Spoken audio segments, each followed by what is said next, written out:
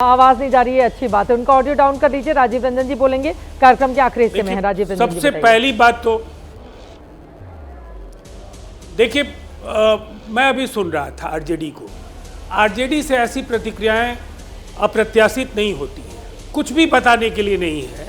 और ये 2 गुना और 20 गुना नहीं, बिहार की जनता इसीलिए नीतीश कुमार जी को आशीर्वाद देती है। जो फर्क है वो लोग जी रहे हैं, वो बताने की जरूरत नहीं है। राजीव रंजन को स्टूडियो बहस में उपलब्धियां गिराने की जरूरत नहीं है। लोग बिजली का फर्क देख रहे हैं, लोग सड़कों का फर्क देख रहे हैं, फ्लाईओवर्स का फर्क देख रहे हैं, नौकरियों और रोजगार का जो जश्न मनाया जा रहा है उसको भी देख रहे हैं। और नीतीश कुमार जी के चेहरे पर यकीन का अगर सवाल है तो जिस गठबंधन की वो चेहरा रहे, जनता ने उनको आशीर्वाद दिया। विधानसभा का चुनाव भी जीते और 1985 में हरनौत से वो विधानसभा का चुनाव जीते। हाँ। 89 से जब से मुख्यमंत्री अनेक बने हैं, अवसरों तब पर से वो विधान परिषद सांसद से ही रहे, जीत रहे हैं वो, मेरे ख्याल से। केंद्रीय मंत्री परिषद में वो ठीक है। हाँ। लेकिन उनके चेहरे पर पूरा गठबंधन जीतता है। ठीक है, तो इसलिए इस तरह की बातों का कोई मतलब नहीं है। हाँ, कार्यक्रम के आखिरी हिस्से में है। उनकी बहुत देर से लोकप्रियता हमारे साथ है, पूजा वो त्रिपाठी, उसका जफर जो इस्लाम जी पैमाना जुड़े हुए है हैं। वो ठीक ज्यादा महत्वपूर्ण है। जफर इस्लाम साहब, परिवारवाद के आरोपों पर जब आप आरजेडी को घेरेंगे, वो सम्राट चौधरी पर पलट कर कि आखिर वो किसके बेटे हैं, बीजेपी जिनको डिप्टी सीएम बनाकर रखी है। देखिए, अभी मैं पवन वर्मा जी को सुन रहा था। पवन वर्मा जी की मजबूरी मैं समझ सकता हूँ। कल तक वो नीतीश कुमार जी की जाहिर है उपलब्धियों के गुण गाते थे, आज उनकी मजबूरी ये समझ सकता है। प्रदेश की जनता भी देख रही है, देश की जनता भी देख रही है। लेकिन मैं एक सवाल उठाना चाहता हूँ यहाँ पर। वो सवाल ये है कि आज तेजस्वी यादव जी ने पूरे प्रदेश में खुलकर कहा है कि सारी सीटों पर वो लड़ेंगे। कांग्रेस पार्टी को मालूम है कि कांग्रेस पार्टी हारेगी और तेजस्वी यादव जी को मालूम है कांग्रेस के साथ वो मिलकर हारेंगे।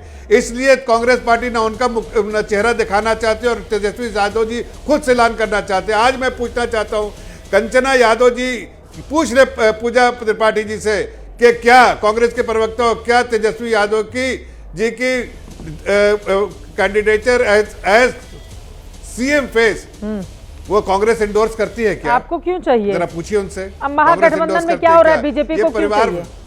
नहीं, मैं जवाब देना चाहती हूँ। हाँ, बोल दीजिए पूजा जी, बताइए। उन्होंने सवाल और ये मुख्यमंत्री बनेंगे, इस दोनों को मालूम है कि दोनों हारने वाले हैं। एक दूसरे के साथ लड़ नहीं सकते, एक दूसरे के साथ लड़ नहीं सकते। हकीकत ये है, इसलिए कंचना यादव जी भी चुप है और पूजा त्रिपाठी जी भी चुप है। जफर साहब, आप जवाब, कौन बनेगा मुख्यमंत्री महागठबंधन के जीतने पर? पूजा जी देखिए, कौन बनेगा मुख्यमंत्री आप हमारे नेताओं पे छोड़ दीजिए। गठबंधन बहुत जीतेंगे ही नहीं, मुख्यमंत्री कहाँ कोई बनेगा? सोचिए, जो हर दिन इस चिंता में शिंदे टू न बन जाए।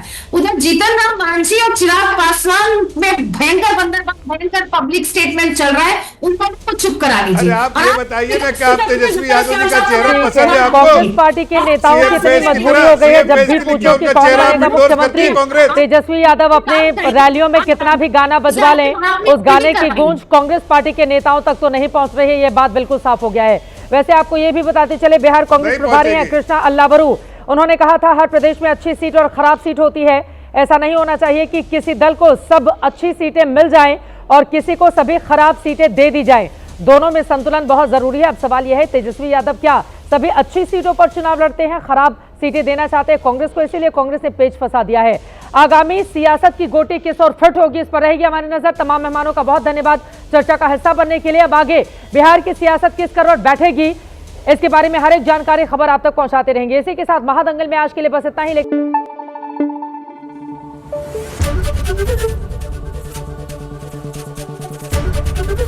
एबीपी न्यूज आपको रखे आगे।